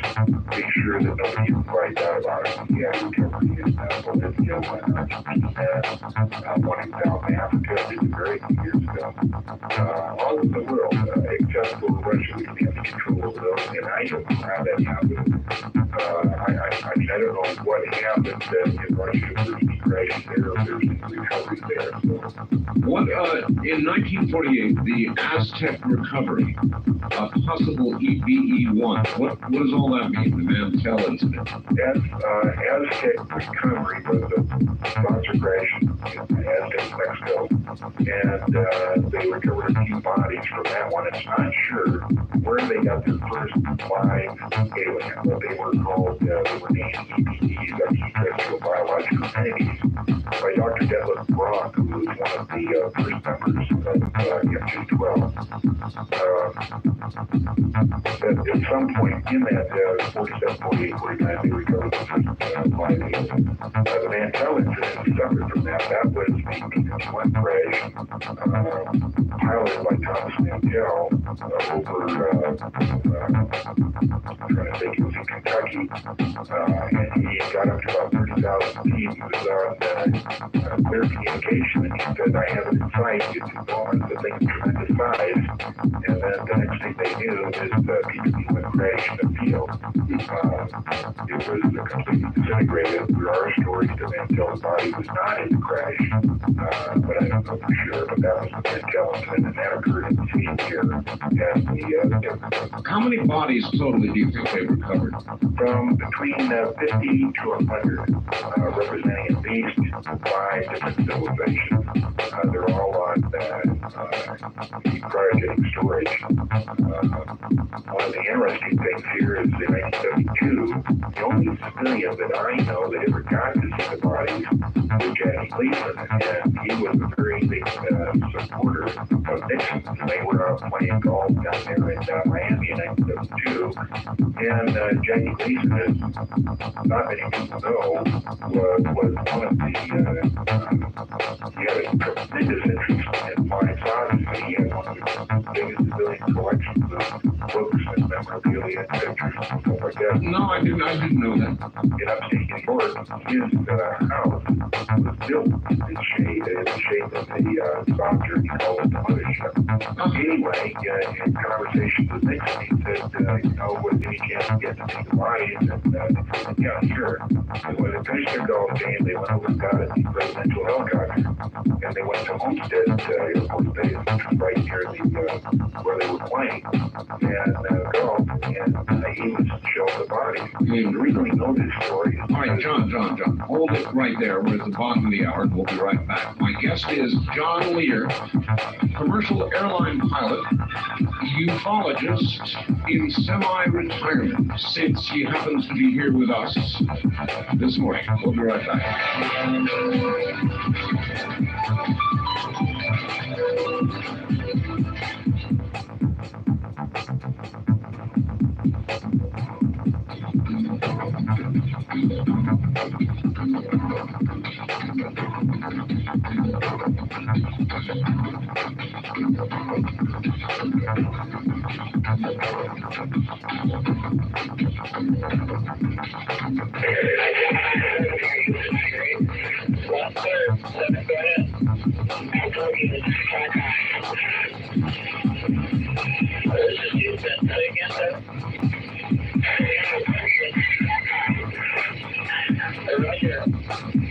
Showing Carol here again. The reference to that conversation was Bogey. It was Barbara reported citing the Bogey. And this is showing Control Houston 4 hours, 24 minutes over the flight. And this is Coast to Coast AM control at about 35 minutes into the flight.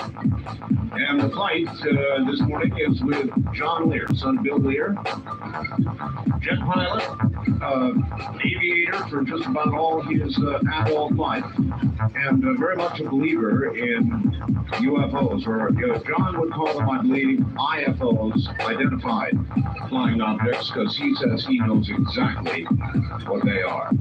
So that's what we're going to be doing this morning. Hope you'll join us. I do want to issue one brief and severe warning. Some of the material that we will be getting to this morning will be deeply disturbing to some people out there. And so if you're the kind of person disturbed by this sort of material, my best advice at this point is to tune out. Rarely do I offer that up, but I do know that a lot of people are disturbed by this. We've not yet hit on any of that material, but we're going to. So if it bothers you, go play cards or something. Right back in just a moment with John Lear.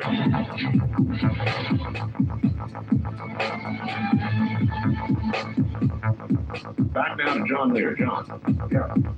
John, you were talking about Jackie Gleason and said that Richard Nixon took him from the golf course to go see the aliens? Right, at Homestead Air Force Base. And we know that his second wife wrote a book describing the incident, how he came home that night, and he was all pale, and she said, my God, what's the matter? And he said, well, get me a drink and I'll tell you. So she got him a drink, and he sat down. He said, the most interesting thing happened to me today, and so went on to relate the incident about how he would see the bodies.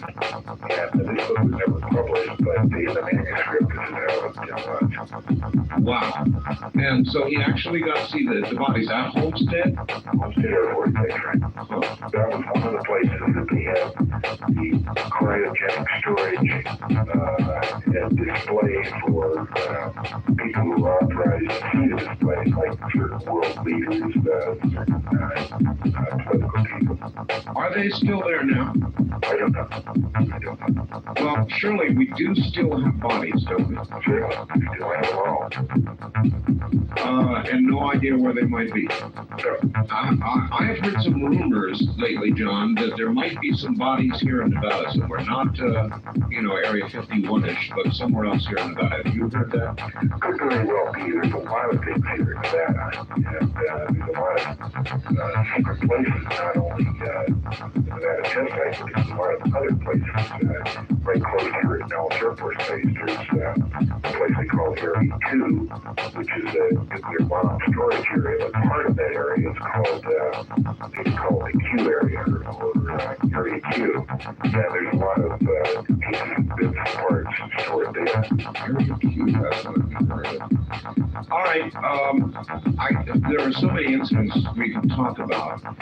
There was one recovery, I guess, in 1950 in Mexico, across from Del Rio, is that right? Right, crashed about 30 miles across the border, and we went over and actually dragged it 30 miles to Del Rio. And up until maybe 10 or 15 years ago, people that had researched that said you could still see the drag marks of where they had pulled it across. Wow. And I've heard about this before, John. In Washington, D.C., it is true then that for a couple of weekends in a row, back in 1952, they actually had flying saucers over Washington, D.C. They were photographed by the press? Yeah, they were photographed and saw them both on FAA radar, Air Force radar. So I think you can go down to the library and pull out those weekend editions, I think, of the Washington Post. And there's stories all over it. And I think the third weekend, the Air Force released a story, and I think it was the largest press conference of the decade. And they said that it had been a temperature inversion, which caused Hello? Naturally impressed by it. And, well, it says here that press not photographs. How do you photograph a temperature inversion? well, that's a good question. So, I've never seen the photographs. What do they look like? Well, the photographs were, of course, confiscated. They had a very good machine in place for dealing with the press and for dealing with getting U.S. photographs. They still do.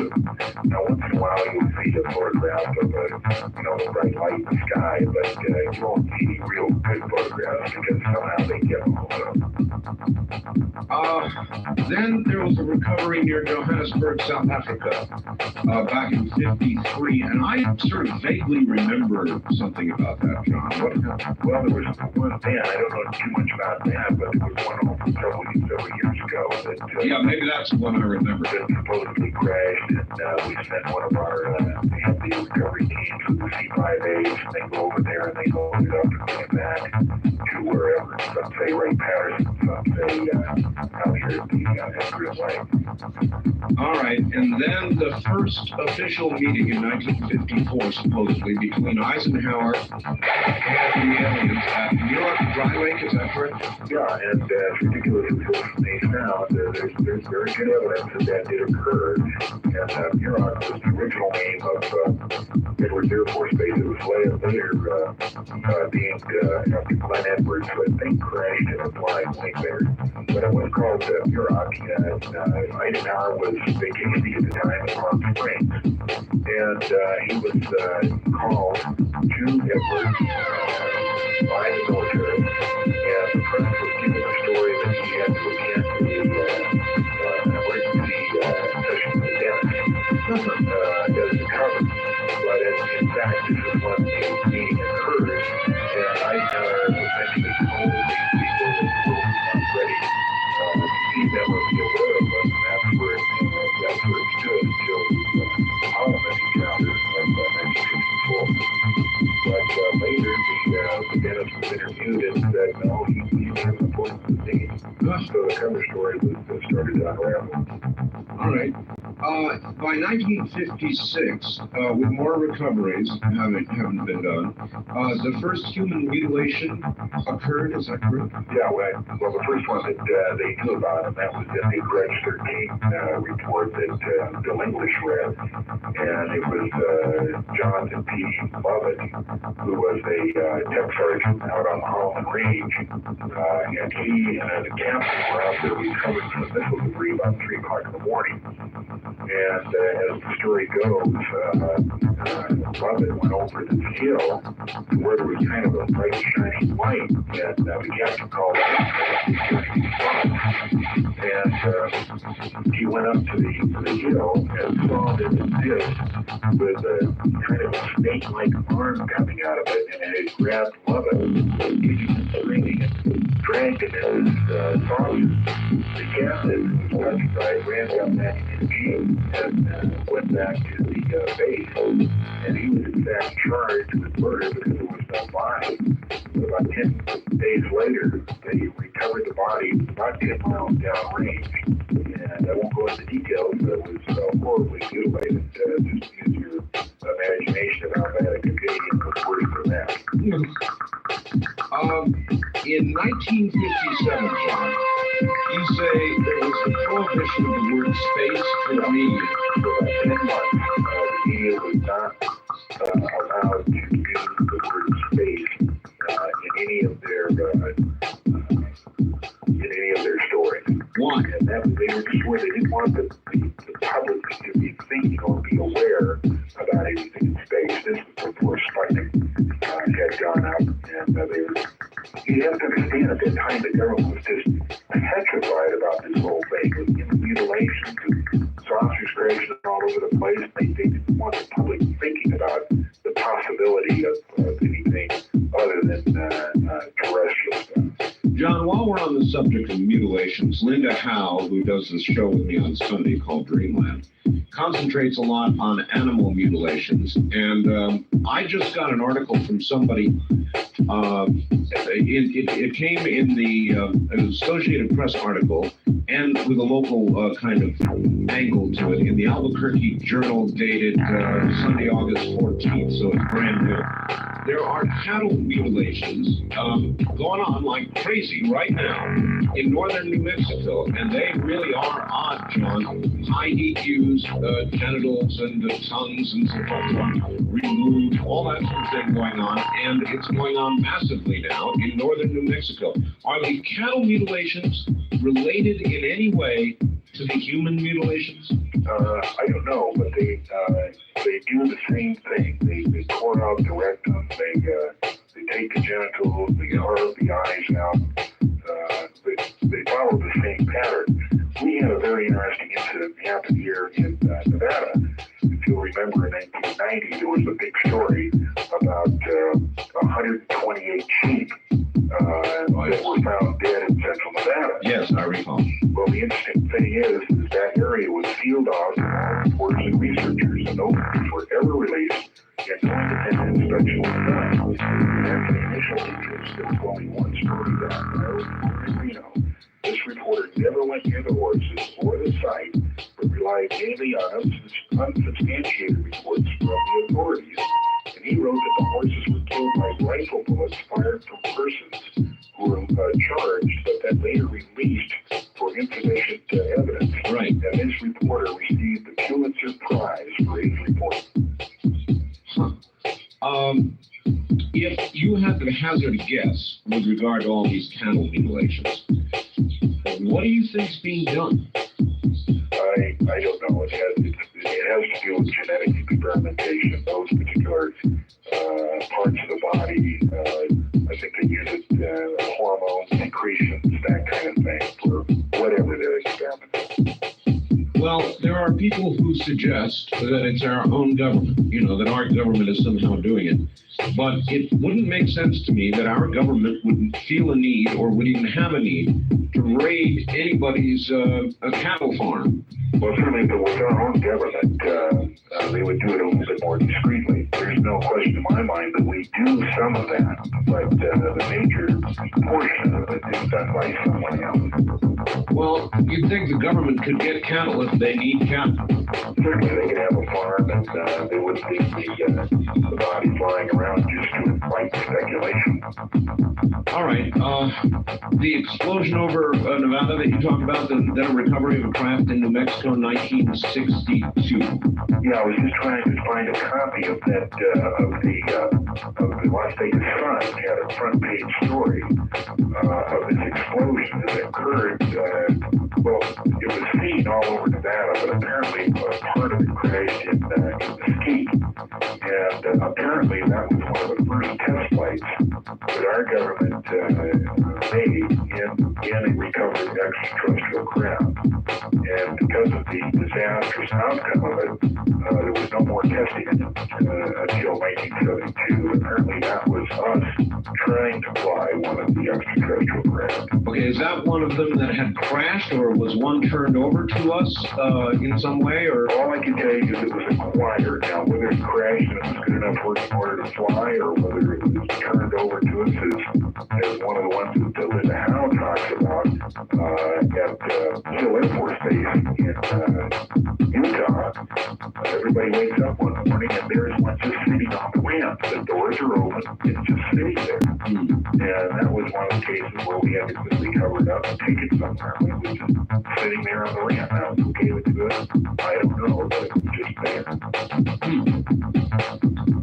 Boy, it's so hard to fill in the blanks sometimes. The Holloman incident in 1964, an agreement in the late 60s, the building of Dulce recovery near Fort Raleigh, Kansas. That was a busy year. Yeah, that was the Holloman incident was documented by Sandler Productions, the film that came released in 1973, and that was actually supposedly the first attempt by the government to release information to the public. And they put Sanford Films, who was a CIA front in Los Angeles, to write a documentary outlining the history of UFOs and to end it with the actual film, the actual landing at Holloman. And that was going to be the final part of the film. Well, we got everything done.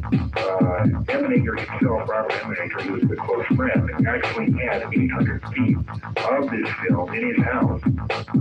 He did not view the film, but he was given it to him by Paul Shartle, who was head of the audiovisual department at Norton Air Force Base, and Shartle watched the film in its entirety. And he says there's no question that it was a real film, and that it showed these three saucers coming down, one landing, the other two going away, and then three people coming out. They were humanoid, but slightly different than us. They had a weapon. And this film was supposed to be shown at the last part of the actual documentary was called UFOs Past, Present, and Future. At the last minute, the Pentagon withdrew the film and said, we want you to not use this film, but depict the end in terms of it may have happened. And so if you ever see a copy of this, you'll see Rod Serling does the narration say, let's consider an incident that could happen in the future or already may have happened in the past. And in fact, it had happened. And that's how the film got released. But that was the incident, the Holloman incident that they talk about. All right. What is Dulce, the building of Dulce? Dulce was an underground base that's still active. It's on the Colorado-New Mexico border, near the town of Dulce. It's completely underground. It's my understanding it's about 1,000 to 1,500 feet underground, and it's where supposedly the CIA and the aliens do joint genetic experiments. I've been out to Dulce. I've talked with Gabe Valdez, who was head of the Highway Patrol, Mexico Highway Patrol, and his area was Dulce. And I spent 2 evenings with him driving around the entire area, heard all his stories about all the craft he'd seen, and the evidence that Dulce was in fact there. And there's no question in my mind that it was there, and that it still is there. And there's a story that will come up later, what's called the Dulce incident, which happened in 1979 when we get up to that part of the time.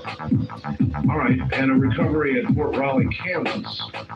Yeah, there was either recovery or a landing, and several of the soldiers who were there watched it come down.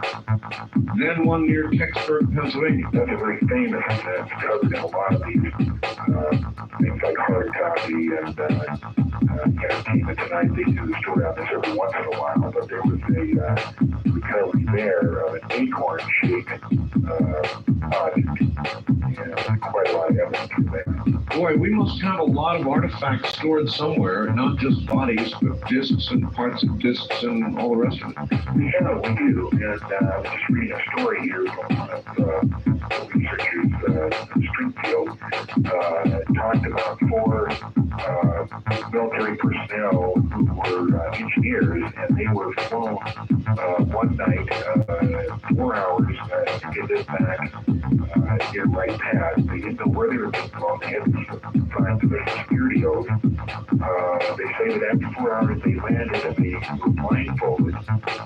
They were taken out. They said when we stepped out, it was like being in the desert. They weren't allowed to put the blindfolds on.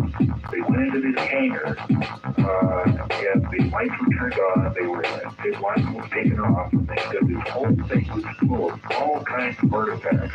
And there was a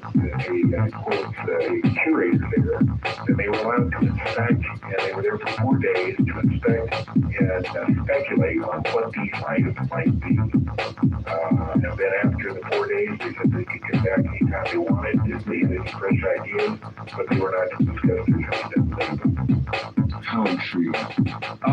Then there's 1967. This one's close to home. A big disc, a large disc, hovers over Las Vegas school, it says, and children are sent home. Really? Yeah, a friend of mine, in fact,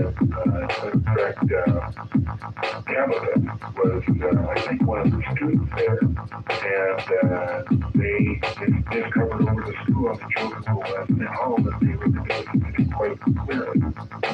I'm not sure whether it was her or somebody else, but that did happen in 1967, and along with that, there was a landing at Nellis Air Force Base where a saucer landed, and people got out, and a colonel who was there drew his weapon, and the colonel was paralyzed in place, and the weapon rendered inoperative, and a few minutes later they took off. Well, John, we're about out of this hour, but I want to ask you, you have flown and flown and flown and flown. You've been in our skies, looked more into the skies than probably most of us. In all those zillions of hours, how many air hours do you have now, John? Do you know? 17,000 hours. Yeah. In 17,000 hours, one would think if they're up there, you would have been one of the guys who would have seen one of them. Well, let me tell you about flying. You're not sitting there looking out the window. You're looking at your engines, particularly when you're flying jet aircraft. Now, at night, when it's more likely to see something, you can't see outside because you've got the glow of the instruments inside, and you have to put your face up to get rid of all the kinds of reflections to it, and it's something that doesn't happen. So then, unless it was close and bright, you probably wouldn't see it. No, you really wouldn't. And the only time that I ever saw anything, it's still interesting these days when I think about this incident. It never occurred to me. I was in a Learjet, it was in the afternoon. I was descending from over Palm Springs. I was on a flight from Wichita to Los Angeles. I was descending through about 18,000 feet. How high would I have been? John. I've never heard this story, so hold this story. We're now at the top of the hour. When we come back, we'll tell the story. Okay. All right? Okay. Now, that is one I haven't heard. Apparently, John has seen something as he thinks back over it. We'll get to that right after the news at the top of the hour. Cheerio, everybody. Friday night turning into Saturday morning. This is CBC.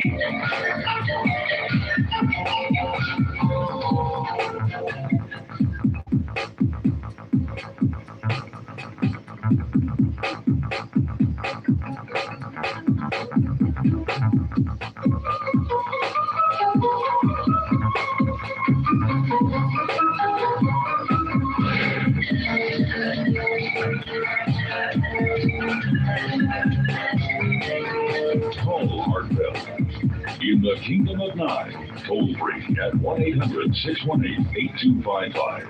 1-800-618-TALK. First time callers 702-727-1222. 702-727-1222. Or use the wildcard line at 702-727-1295. This is Coast to Coast AM on the CBC Radio Network. It certainly is. Beginning of a holiday weekend, a Friday night, now Saturday morning.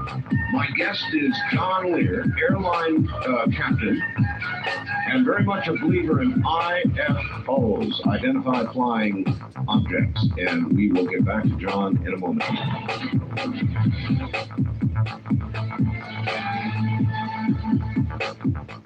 Once again, my guest, John Lear, who has flown in jet aircraft for many, many thousands of hours, and pressed a little bit, now recalls one incident where he saw something or another. Anyway, John, when was it? What did you see?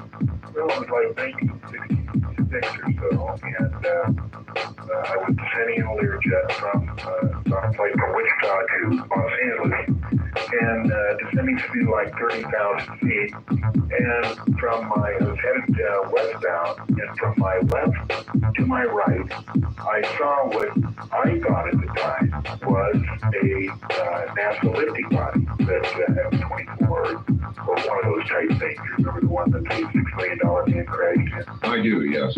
And that's what it looked like. And it went by, and I mentioned it to the co-pilot. When I landed, I distinctly remember calling Hank Beard, who was chief test pilot at Learjet. I said, man, you'll never guess what I saw today. And he said, what? And I said, a lifting body passed me. And only after, 25 or 30 years do I look back and say how ridiculous that was, because under no stretch of the imagination would a lifting body be in the main approach corridor for the Los Angeles International Airport. Heavens no. So I don't know what I saw, but in all my thousands of hours, I guess that's the only strange thing I ever saw. That's it, huh? All right. There's so much history to go through here, John. I guess let's jump up to a violent encounter, supposedly, between UFO humanoids and the U.S. military at Lumberton, Ohio. Yeah, there was two. There was one that happened in Cambodia and one that happened in Sydney, Ohio. The one in Sydney, Ohio was an encounter between the occupants of an alien craft and a U.S. military detachment, and there was 11 American casualties and an unknown number of aliens. And one of the researchers met a guy who worked at the Odd Cemetery at Wright Pat, who claims to have seen bodies on litters arriving at the base during that time frame. As I go through the history, it is interesting in one respect. All of these occurrences, all of these witnesses, all of these bodies, how can it, well, of course it isn't really kept secret, because here we are talking about it, but still the official cloak of secrecy remains. How can that be? It's great. They can't keep the secret if they want to. Well, that's really true. And if anything, the revelations about the nuclear testing, I think, prove that. How I can't imagine how our government could have kept secret the fact that they were feeding radiation to children. Yeah, but they did. All right. You mentioned Cambodia, a firefight between U.S. military and small gray humanoids. Yeah, that was in April 1972. And what happened is members of the U.S. Army Special Operations Group were involved in a firefight with the occupants of an identified alien craft. There were several alien casualties and a single human death, though several were burned by an unknown weapon. And what happened was this platoon happened on a group of aliens who were sorting human body parts into large bins and sealing them. A firefight ensued and several aliens were killed and through headshots because the suits they were wearing were essentially bulletproof. As the soldiers pulled back, several aliens quickly packed as much as they could, got in this craft, and it took off. The unit was interrogated